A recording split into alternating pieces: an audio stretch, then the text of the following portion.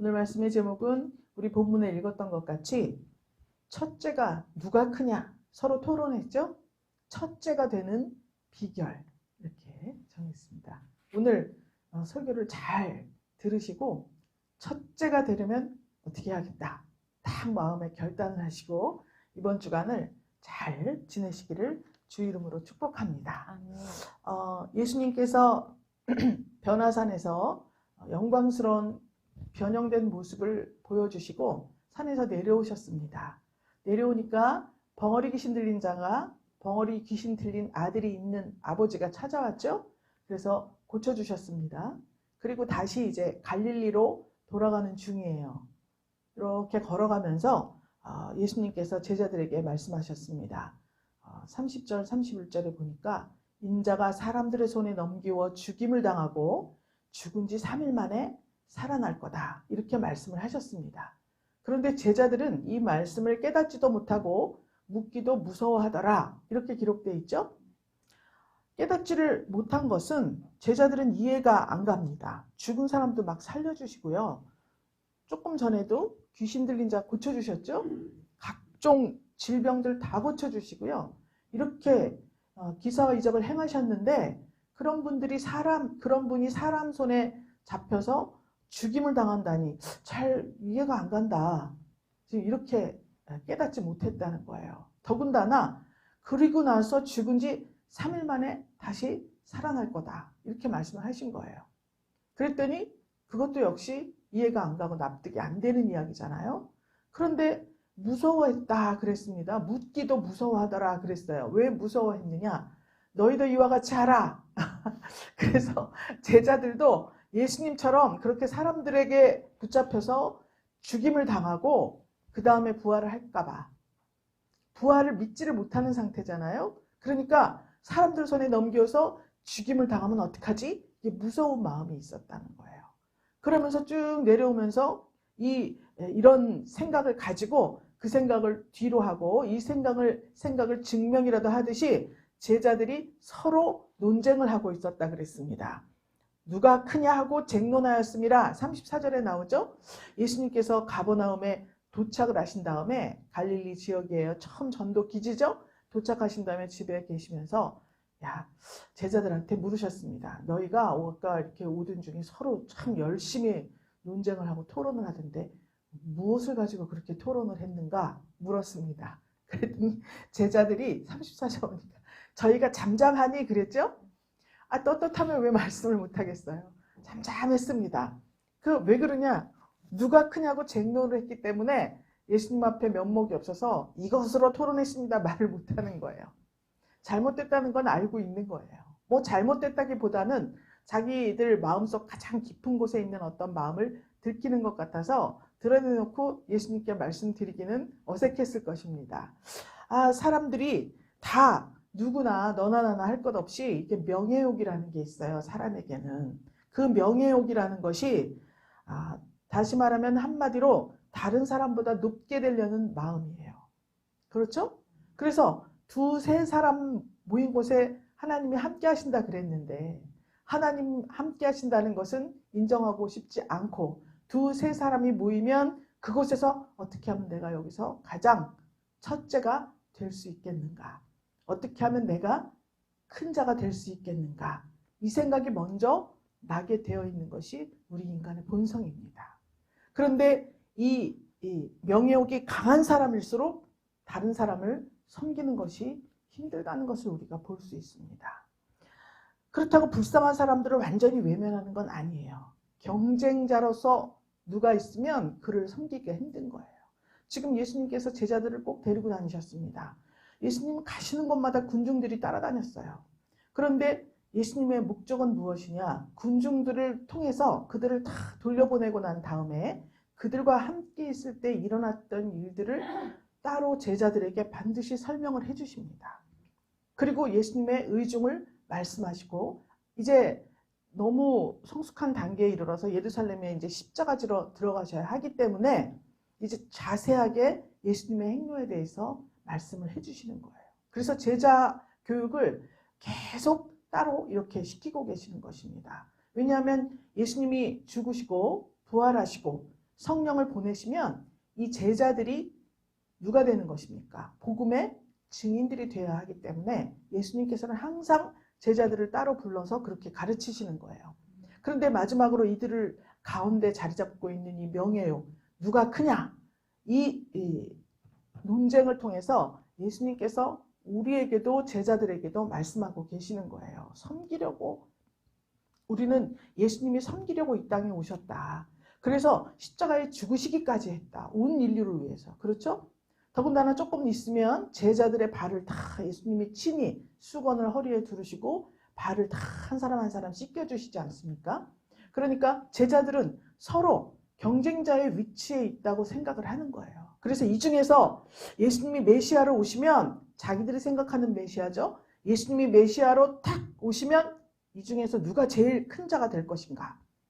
이게 다 경쟁자들이에요. 서로. 그렇기 때문에 거기서는 서로 섬길 수가 없습니다.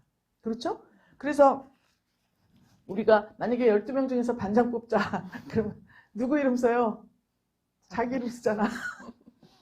다른 사람 이름 쓰는 것도 있지만 내가 경쟁자가 있다. 이렇게 생각하고 될 가능성이 있는데 살짝 이게 아슬아슬하다. 자기 이름 쓰잖아요. 그런데 아예 나는 반장하고 거리가 멀다는 것을 나도 알고 남도 알아. 그럼 다른 사람 이름을 쓰잖아요.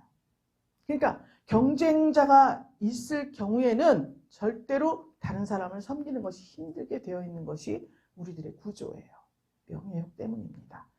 그렇다고 불쌍한 사람, 자신하고 경쟁관계에 있지 않은 사람들한테는 관대하게 할 수 있습니다. 그래서 구제도 잘하고 선교도 잘하고 잘합니다. 그렇다고 해서 그 사람을 섬기는 사람이라고, 섬기는 삶이라고 그 사람의 삶을 말할 수가 어렵다는 것을 지금 말씀하고 있는 것입니다.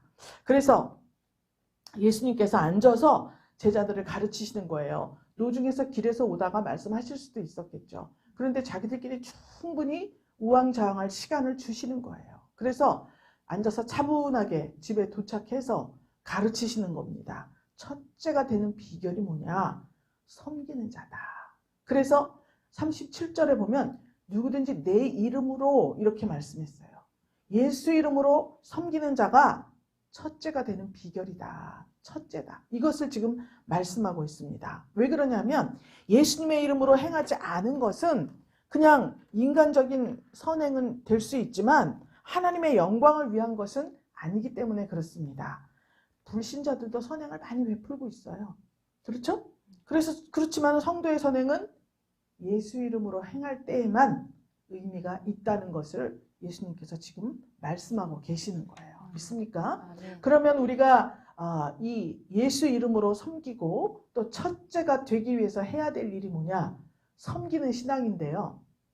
이 대상이 누구냐면 제자들에게 지금 말하고 있죠. 그럼 경쟁자들에게 지금 말씀하고 있는 거예요. 어떤 인생 속에서 나와 경쟁 관계에 있는 사람들을 섬겨야 된다. 이 말씀을 지금 하고 있는 거예요. 제자들에게 하신 말씀이죠. 제자들에게 하신 말씀 지금 여러분에게 하고 있습니다. 그럼 이 교회 안에서 서로 어떤 직분을 차지하고 직분에 대한 오해가 있기 때문에 차지한다고 생각을 하는 거죠.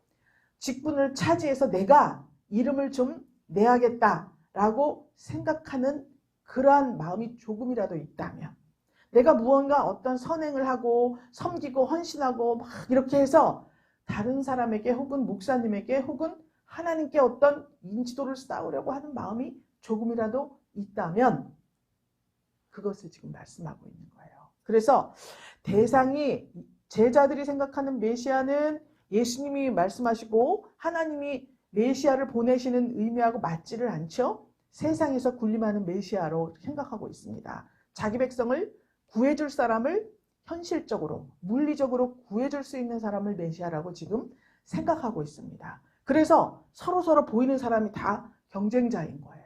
그런데 예수님께서 요한복음 13장 4절 7절 한번 읽어주세요. 저녁 잡수시던 자리에서 일어나 겉옷을 벗고 수건을 가져다가 허리에 두르시고 이에 대야에 물을 담아 제자들의 발을 씻기시고 그 두르신 수건으로 씻기기를 시작하여 시몬 베드로에게 이르시니 가로되 주여 주께서 내 발을 씻기시나이까. 예수께서 대답하여 가라사대 나의 하는 것을 내가 이제는 알지 못하나 이후에는 알리라. 아멘. 지금은 내가 왜 이러는지 네가 모를 거야. 그런데 나중에는 알 거다. 이게 무슨 말씀이냐면 성령이 임하시면 너희들도 모두 다 이렇게 할 수 있다. 발을 씻기는 것뿐만이 아니라 하나님 나라를 위해서 또 형제 자매를 위해서 목숨까지도 버릴 수 있는 사람이 될 수 있어 라고 예수님이 말씀하시는 거예요. 그러니까 먼저 제자들 발을 씻겨 주셨는데 제자들이 깜짝 놀랐죠? 근데 나중에 그 발을 씻겨주시던 주님이 십자가에 못 박혀 죽으시는 거예요. 본인은 죄도 없고 잘못도 없고 아무것도 없지만 온 인류를 위해서 자기 목숨을 희생하신 거예요.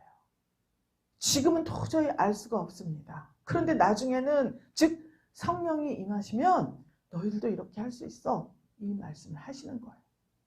지금은 왜 그러냐? 그렇게 말했다가는 지금 제자들이 무서워하고 있잖아요. 자기들도 나 진짜 예수님처럼 죽임당하는 거 아니야? 이러다가 이런 생각을 하고 있는데다 계속 말씀해봤자 깨닫지도 못하고 오히려 두려움만 더해질 뿐이라는 거죠. 그래서 예수님께서 몸소 그렇게 보여주시면서 성령이 임하니까 우리 예수님이 그때 이래서 그랬구나. 오직 하나님의 이름만을 드높이고 하나님께만 영광을 돌리려는 그 마음으로 오히려 사람들 앞에 대중들 앞에 군림하신 것이 아니라 죽으셨구나. 가장 비천한 모습으로 죽으셨구나. 이걸 깨닫게 된 거예요. 그래서 지금 실제로 여기에서 예수님의 모습을 본 제자들이 나중에 다 순교를 하잖아요. 요한 빼고. 그래서 마태복음 10장 28절에 보면 인자가 온 것은 섬김을 받으려고 한 것이 아니라 도리어 섬기려 하고 자기 목숨을 많은 사람의 대속물로 주려 함이니라. 이렇게 기록을 해놓았습니다. 그러므로 첫째가 되는 비결은 뭐냐? 이 예수님의 행보를 따라가는 것이에요. 그런데 우리는 자꾸 우리의 이름을 드러내고 섬김을 받으려고 하고 대속물로 주는 것이 아니라 저들을 위해서 내가 절대로 죽을 수 없고 그들 위해 군림을 해야 된다. 이런 마음을 가지고 있으니까 서로 논쟁을 하게 되는 것입니다. 믿습니까? 오늘 기다림의 절기 두 번째 주일입니다. 이제 낮아진 모습으로 이 세상에 오실 예수님을 생각하면서 그분을 기다리면서 우리가 예수님의 행보를 따라가야 돼요. 이제는 핑계할 수가 없습니다. 다 성령을 충만히 받은 상태예요. 성령을 받았음에도 불구하고 이런 경쟁 구도를 계속 유지하려고 하는 마음이 요만큼이라도 있다면 우리가 이번 주간에 싹 깨끗하게 주님께 성령을 의지해서 태우고 씻고 부수고 깨트려야 되는 그러한 일이 우리 가운데 이번 주간의 삶이 되어야 하는 것입니다. 그러면 이 섬기기 위해서 이 바탕이 어때야 되는가? 우리도 섬기고 싶죠. 그렇죠? 이게 마음대로 안 돼요. 왜 그러냐? 섬기기 위해서는 어떤 부분이 어떻게 치료가 되어야 되는지 우리가 알아야 되잖아요. 그렇죠? 제일 첫 번째로 나오는 것이 겸손이에요. 35절에 보니까 아무든지 첫째가 되고자 하면 무사람의 끝이 돼야 된다. 그리고 무사람을 섬기는 자가 되어야 한다. 그랬습니다. 보통 이 성경에는 이렇게 해라. 어떻게 해라. 이런 내용이 많습니다. 거의 다라고 볼 수 있어요. 왜 그렇게 기록을 해놓으셨을까요? 그렇게 하기가 어려워요. 그래서 기록해 놓은 거예요. 그게 우리의 본성이면 기록해 놓을 필요도 없습니다. 그런데 우리의 본성과는 정반대되는 말씀들이에요. 그래서 반드시 성령의 도우심이 있어야만 가능한 이야기들이에요. 그래서 성령을 받지 못한 상태에서 첫째가 되려면 무사람의 끝이 돼야 돼. 이 말씀은 낮아져야 돼. 그래서 무조건 다 섬기려고 해야만 된다. 그래야지 첫째가 돼. 이해가 안 가는 말씀입니다. 이것은. 아니 우리 교회 내에서도 잘 이해가 안 가는데 교회 밖에서는 어떻겠습니까? 그래서 경쟁에서 이기기 위해서는 무슨 짓을 불사하는 세상이 지금 세상 아니겠습니까? 자녀도 또 부모도 모두 다 자기의 어떠한 만족을 위해서 명예욕을 위해서 부모는 자녀를 공부시키는데 혹사를 합니다. 마치 몰래에게 자기 아이를 내어준 그때 당시에 사람들과 같이 지금 애기들도 다 이만한 트렁크 끌고 밤까지 이렇게 다닌다지 않습니까? 이 동네는 볼 수 없는 풍경이에요. 이 동네에는 참 자유롭습니다. 그런데 지금 공부 좀 한다. 공부 좀 시킨다. 명예욕이 좀 강하다. 어떤 이 사회에서 어떠한 자리를 차지하려는 그런 욕구가 강하면 강할수록 그렇게 하고 있지 않습니까? 그러니까 이 섬기기 위해서 가장 중요한 바탕이 겸손이에요. 그래서 겸손한 사람은 어떤 사람이냐? 그냥 네네 그리고 이렇게만 하고 있는 게 겸손하냐? 하나님 앞에 겸손한 사람은 누구냐? 자기의 죄와 허물을 깨달은 사람을 겸손한 사람이라고 말하고 있습니다.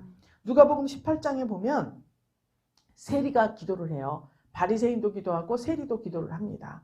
그런데 바리새인이 기도할 때 나는 저 세리들과 같지도 않고 하나님 나는 이런 것도 했고 저런 것도 했고 떳떳합니다. 그러니 내 기도를 들어주지. 떳떳하게 기도를 하죠.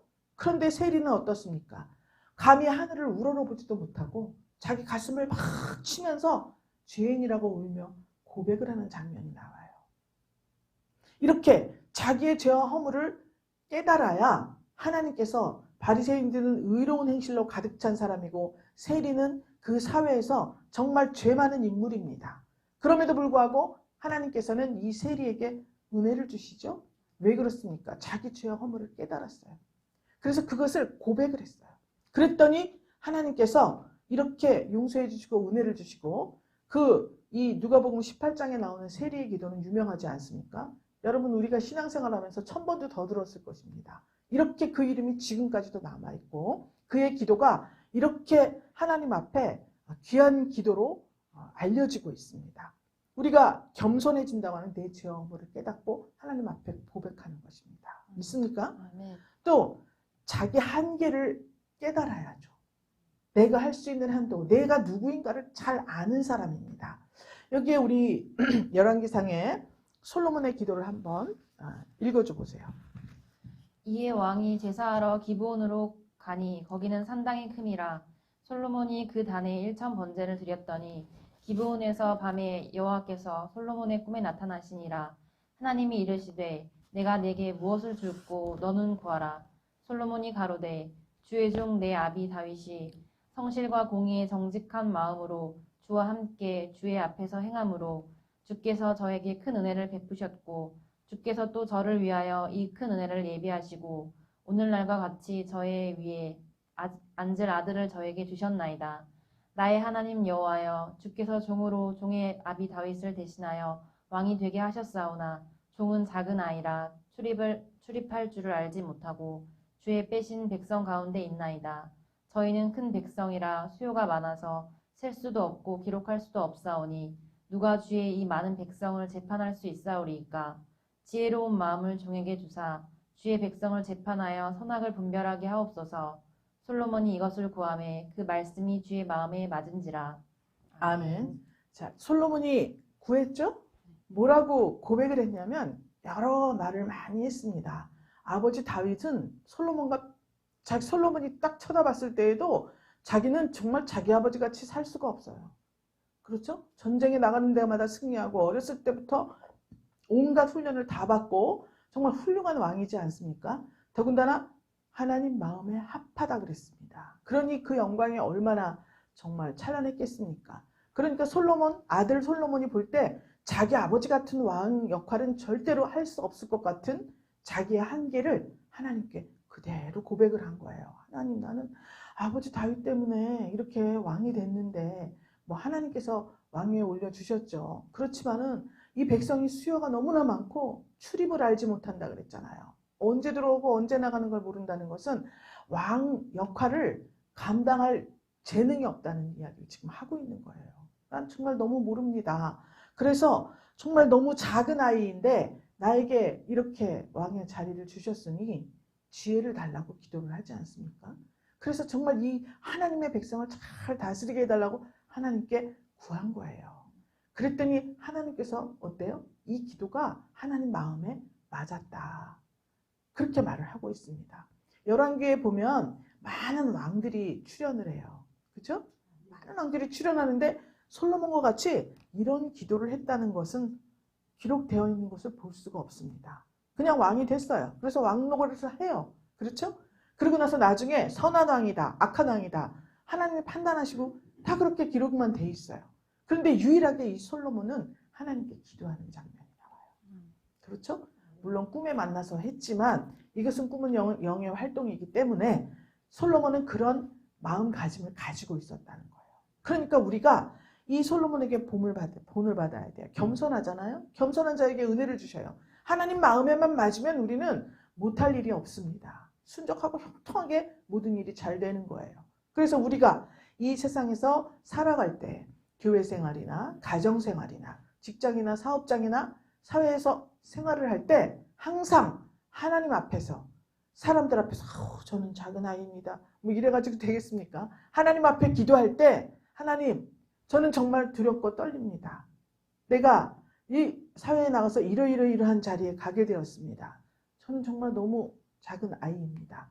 첫 번째로 생각할 것이 내 마음대로 역량을 펼칠 수 있잖아요. 세상 사람들은. 그런데 하나님 앞에서 우리는 해야 되고 하나님께서 우리를 세상으로 파송하시는 이유가 있지 않습니까? 그런데 그 이유에 합당하지 않은 행실이 우리에게 있다면 그것은 이 세상에서 사람들이 아무리 이름을 알아주고 인정을 해준다 해도 우리에게는 소용없는 일이 되는 것입니다. 그래서 첫 번째로는 하나님의 영광을 생각해야 되기 때문에 하나님 어떻게 해야 하나님께 영광이 될지 주님의 이름으로 어떻게 해야 행해야 될지 제가 잘 모르겠습니다. 저번에 지난주에 벙어리 귀신 들린 아들의 아비가 하나님께 고백했죠. 내 믿음이 없는 것을 좀 부족한 것을 좀 도와주세요. 기도했잖아요. 하나님 내게 지혜를 주셔서 하나님의 사람으로서 올바른 처신과 올바른 행위가 있도록 나를 지도해 주세요. 성령 하나님 함께 해주세요. 이렇게 기도를 해야 되는 거지. 이 정도는 내가 충분히 할 수 있어. 이래갖고 나가면 그르치게 되더라고요. 경험을 했지 않겠습니까? 저도 하나님께 막 엎드려서 기도하고 또 기도하고 그러면은 의외로 좋은 결과가 나오는 것을 볼 수 있습니다. 그러니까 하나님의 마음에 맞는 기도는 겸손하게 자기의 죄와 허물을 깨닫고 또 자기의 한계를 깨닫는 기도를 먼저 올려드리는 것입니다. 그렇게 했을 때 그의 어떤 섬김이 정말 하나님 나라에서도 빛나는 면류관 상급으로 기다리고 있을 것을 우리가 알아야 되겠습니다. 그래서 겸손한 삶으로 은혜를 체험한 사람만이 예수 이름으로 올바른 섬김의 삶을 살 수 있다. 이렇게 볼 수 있어요. 겸손이에요. 그 다음에 이제 그렇지 않다 그러면 뭐죠? 자기 만족이죠. 그러죠? 또 보상 심리가 있어요. 내 이름이 널리 알려지기를 원해요. 그래서 바벨탑을 쌓은 것 아니겠습니까? 우리가 이것을 잘 주지해야 합니다. 바벨탑 사건은 그 옛날 몇천 년 전 사건이 아니에요. 지금도 꾸준히 쌓아 올리는 사람이 있고 그것 때문에 하나님께서 흩어버리는 일도 있지만 우리가 미처 깨닫지 못하고 있다는 사실을 주지하셔야 될 것입니다. 그 다음에 겸손 다음에 뭐냐? 희생과 헌신이 필요해요. 희생과 헌신. 희생하고 헌신할 마음이 없으면 절대로 섬길 수가 없습니다. 아브라함이 마물의 상수리 나무 그늘에 턱 앉아 있었습니다. 굉장히 안정된 상황이에요. 그리고 뭐 그렇게 남한테 막 이렇게 하고 낮아지고 일을 입지도 아니에요. 그때 아주 좋았습니다. 아브라함의 입지가. 그런데 저기서 사람이 오니까 이때 당시에는 다 사막길 아니면 걸어 다니고 뭐 이랬지 않습니까? 그래서 제일 필요한 것이 물과 음식이에요. 그래서 나그네를 대접하는 것은 당연한 일로 되어 있어요. 그런데 이 아브라함이 그 세 분을 모셔다가 정말 처음에 발 좀 씻고 떡 좀 조금 드시고 가세요 이랬지만 나중에 모셔놓고는 자기 혼신의 힘을 다해서 섬겼어요. 그것은 왜 그렇습니까? 사랑이에요. 하나님 사랑. 아브라함은 끊임없이 들에서 나가서 하나님과 대화했다 그랬죠? 그러니까 그때 하나님이 세상을 향한 사랑을 깨달았고 또 하나님께서 자기에게 주신 한량없는 사랑도 깨달았습니다. 갈대아 우르에서 떠나서 어디지? 그 하란에서 본토 친척 아비 집을 떠나라 했을 때 그냥 왔지 않습니까? 갈 바를 모르고 왔습니다. 그런데 이제 여기에서 그렇게 아주 풍족한 삶을 누리고 있고 또 우여곡절도 있었지만 롯은 저쪽으로 향해 갔죠? 그런데 본인은 아무것도 없는 황량한 곳에 있는 것 같았지만 사방을 들어서 쳐다보라, 바라보라, 바라보는 것은 다 내 후손하고 너에게 주겠다. 하나님이 약속해 주셨거든요. 이런 사랑을 받은 아브라함은 이제 하나님을 향한 사랑이 충만하기 때문에 이웃을 향한 사랑도 충만할 수밖에 없어요. 그렇죠? 빌립보 교회는 사도 바울을 섬기기 위해서 바울 사도가 당하는 괴로움에 동참했다고 기록이 되어 있습니다. 빌립보서 4장 한번 읽어주세요. 내게 능력 주시는 자 안에서 내가 모든 것을 할 수 있느니라. 그러나 너희가 내 괴로움에 함께 참여하였으니 잘하였도다. 빌립보 사람들아, 너희도 알거니와 복음의 시초에 내가 마게도냐를 떠날 때에 주고받는 내 일에 참여한 교회가 너희 외에 아무도 없었느니라. 아멘. 자, 빌립보 교회가 바울의 사역을 위해서 적극 협력을 한 사실을 말하고 있습니다. 그런데 처음에 내게 능력 주신 자 안에서 내가 능치 못할 게 없다 그랬죠? 다 할 수 있다고 했습니다. 그러니까 하나님께서 능력을 주셔서 사역을 하는 바울 사도, 또 바울 사도의 사역을 위해서 물리적으로 돕고 있는 빌립보 교회 교인들, 이것이 잘 합력이 돼야 하나님 안에서 선을 이룰 수가 있는 것입니다. 그래서 희생과 헌신이 없이는 하나님의 일을 해낼 수가 없다는 것을 주님께서 말씀하고 계시는 거예요. 빌립보서 3장에 보면 무엇이든지 내게 유익하던 것을 내가 그리스도를 위해서 다 해로 여길 뿐더러 또한 모든 것을 해로 여김은 내 주 예수 그리스도를 아는 지식이 가장 고상함을 인함이라. 내가 그를 위해서 모든 것을 잃어버리고 배설물로 여김은 그리스도를 얻고 그 안에서 발견되려 함이니 라고 기록하고 있어요. 사도 바울은 이 세상에서 행세할 수 있는 모든 것을 갖추고 있습니다. 유력한 가문과 학벌과 하나 흠잡을 데가 없습니다. 그런데 무엇이든지 내가 유익하던 것이었어요. 이 세상에서 명예욕, 권력욕을 다 충족시킬 수 있는 어떤 조건들을 갖추고 있었습니다. 그런데 그것을 그리스도를 위해서 다 해로 여겼다. 이렇게 고백을 하고 있는 거예요. 모든 걸 왜 해로 여기느냐? 내 주 예수 그리스도를 아는 지식이 가장 고상한 것이라 그렇다. 이렇게 말하고 있습니다. 그래서 오히려 그 전에 이 세상에서 갖추었던 그 모든 것들을 다 배설물로 여기고 있다. 이렇게 말을 하고 있습니다. 아니 배설물로 여길 것까지 있어. 여기서 선하게 사용하면 되는 거 아니야? 이렇게 생각할 수 있지만 그리스도를 얻고 그 안에서 발견되기 위해서 그것들을 다 배설물로 여겼다. 이렇게 말하고 있습니다. 사도 바울이 그렇게 말했기 때문에요. 우리가 지금 우리 기독교 역사 가운데에서 정말 지식도 없고 가진 것도 없고 아무것도 없습니다. 종의 신분이었습니다. 남의 집 머슴이었습니다. 이런 분들이 목회자가 되어서 정말 하나님 나라를 능력 있게 증거한 사연들이 얼마나 많습니까? 이것이 바로 이 사도 바울이 잃어버리고 배설물로 여긴 것은 왜 그러냐 하면 그리스도를 얻고 그 안에서 발견되려고 합니다. 이 말을 증거하고 있는 것이에요. 믿습니까? 우리가 가진 것이 뭐가 있습니까? 명예가 있습니까? 권력이 있습니까? 재산이 많습니까? 없어요. 그럼에도 불구하고 그리스도를 우리가 얻었다는 거예요. 그리고 그 안에서 하나님 안에 눈에 띄었다는 거예요. 그것이 중요한 사실이라는 것을 말씀하고 있습니다. 여기서 가장 중요하게 생각할 것, 누가복음 9장 62절에 있습니다. 손에 쟁기를 잡고 뒤를 돌아보는 자는 하나님 나라에 합당치 아니하다. 이렇게 말하고 있습니다. 우리가 겸손과 희생과 헌신으로 하나님 나라를 섬기고 교회를 섬기고 이 세상을 섬길 때 정말 이 손에 쟁기 잡고 뒤돌아보는 하나님 나라에 합당치 않다. 그거 무슨 의미죠? 아직 세상 것에 대해서 애착을 버리지 못했다는 것을 말하고 있습니다. 여러분이 지금 버리지 못한 세상 것은 무엇인지 점검해보는 그런 주간이 되셔야 됩니다. 하나님보다 자신을 더 생각하게 돼요. 그것을 버리지 못하면. 그래서 그렇습니까? 그렇습니다. 그래서 이번 주간에는 생각할 것이 저 롯의 부인도 거기서 탈출을 하다가 소돔 고모라에서 탈출을 하다가 뒤를 탁 돌아보는 순간 소금기둥이 되지 않았습니까? 이 세상 것에 애착을 버리지 못하면 그렇게 쓸모없는 인생이 되어버리가 만다는 것입니다. 우리가 예전에 죄인 되었을 때 하나님을 알지 못했습니다. 우리는 아무 가치도 없는 존재였어요. 그런데 이 세상에서 어떤 부귀영화를 누리고 권력과 명예를 가진다 해도 우리의 결국은 지옥이었습니다. 음부로 떨어지는 것이 우리의 결국이었어요. 그럼에도 불구하고 예수님께서 십자가에 죽으셔서 우리를 구원하신 것 아니겠습니까? 그러면 우리의 갈 곳은 어디입니까? 천국입니다. 하나님 나라예요. 그 하나님 나라에 갈 권리가 주어졌으면 그 권리를 가진 자 같이 살아야 하는 것입니다.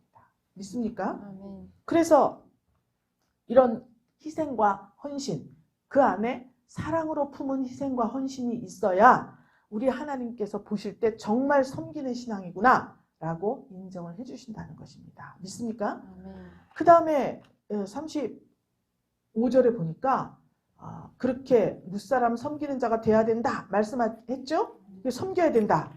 그 다음에 보니까 36절에 어린아이 하나를 데려다가 그들 가운데 세우고 제자들에게 내 이름으로 이런 어린아이 하나를 영접하면 누구든지 나를 영접하는 것이고 나를 영접하면 나 보내신 하나님 아버지죠? 그분을 영접하는 거다. 어린아이를 들어서 말씀을 하는 거예요. 그럼 이것은 아까 섬기는 신앙이었죠? 이번에는 영접하는 신앙이에요.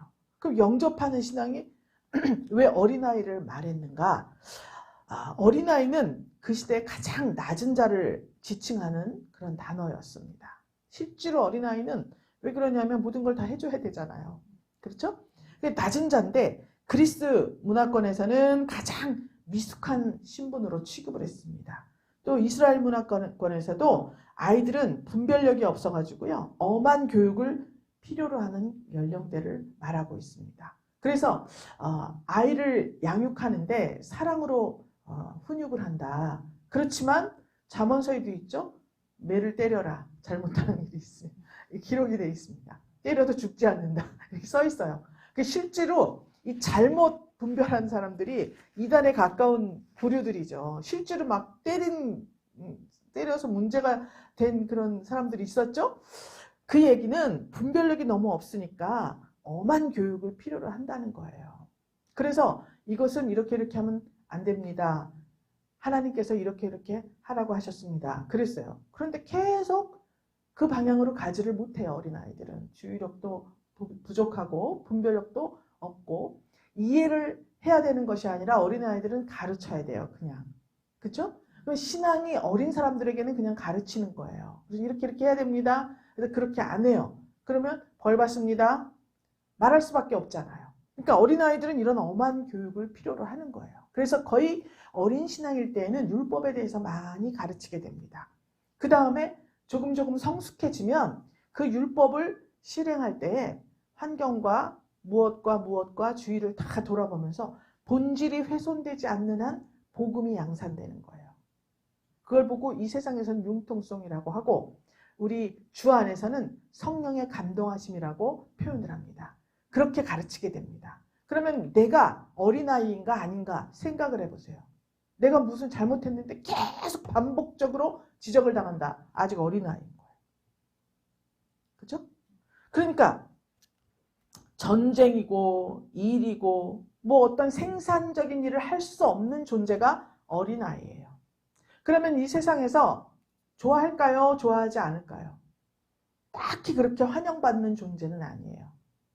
내가 무슨 일을 해야 돼. 근데 어린아이를 데려오겠냐고요. 그렇지 않습니까?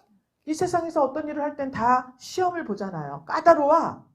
영어 무슨 이런 거 다 필요도 없는데 그걸 다 한 사람이 요새 너무 많아가지고요. 진짜. 아니 무슨 저런 공무원 무슨 시험 보는데 영어 유학 갔다 이런 거 필요도 없는 그런 부분들이 그런데도 다 갔다 온 사람들이야. 아주 박사가 흔해. 이런 세상 아니에요. 어린아이를 누가 좋아합니까? 그런데 그 어린아이 하물며 하나를 영접하면 곧 나를 영접하는 것이다. 그러면 어린아이를 하나 영접하면 그때부터 내가 할 일이 많아지는 거예요. 그렇죠? 그냥 만약에 다 성숙한 사람들이면 한마디로 이렇게 하면은 자기들이 다 응용을 해가지고 너무나 척척척 알아서 다 합니다. 신경 쓸 게 없어요. 어린아이는요, 첫날 만날 붙들고 가르쳐야 돼. 이래야 돼, 저래야 돼. 왜 그렇게 했어? 왜 저렇게 했어? 계속 해야 되잖아요. 근데 영접하는 게 힘들어요. 그렇지 않습니까? 내가 가진 것으로 섬기고 영접하고, 그럼 저는 말씀을 가진 자로 하나님께서 세워주셨잖아요. 그러니까 말씀으로 여러분들을 섬기는 거예요. 그리고 아무리 어린아이와 와도 영접해서 100번, 1000번, 10,000번을 반복해서 얘기를 한다 해도 해야 돼요. 이것이 영접하는 거예요. 믿습니까? 아멘. 그래서 정말 첫째가 되고 싶으면 이렇게 해라. 그래서 이 말씀을 실천하는 사람들을 위로하기 위해서 하나님께서 한 영혼이 천하보다 귀하다 이렇게 말씀을 하셨습니다. 아멘. 그래서 한 영혼을 자기가 가진 것으로 섬기는 거예요.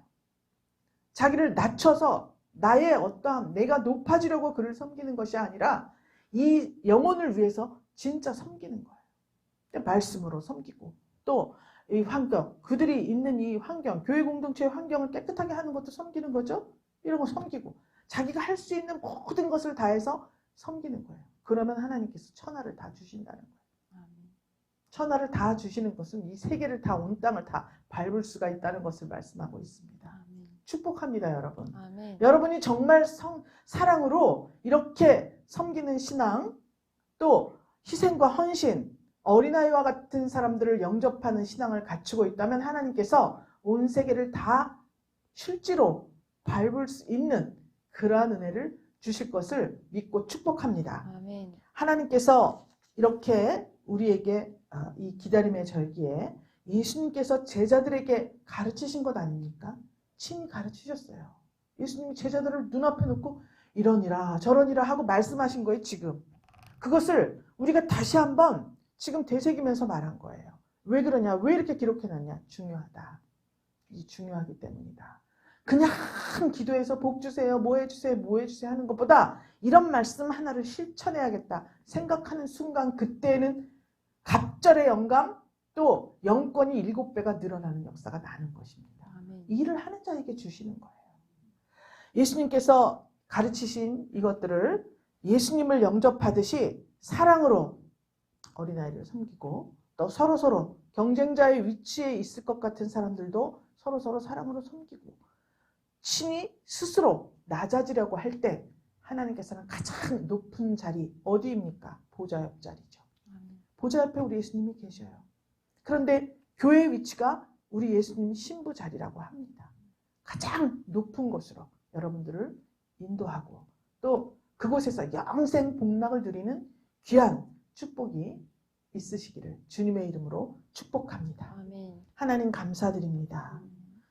예수님 오시는 절기에 우리가 생각합니다. 우리의 육신을 쳐서 복종시키며 예수님께서 제자들에게 가르치신 겸손과 희생과 헌신과 낮은 자를 영접하는 중심을 우리에게 주시어서 예수님을 영접하듯이 사랑으로 세상을 섬기는 귀한 주간이 될 수 있도록 우리 사랑하는 분이엘 권속들을 복내려 주시고 아멘. 축복하여 주시옵소서. 아멘. 감사드리오며 살아계신 예수 그리스도 이름으로 기도 올리옵나이다. 아멘.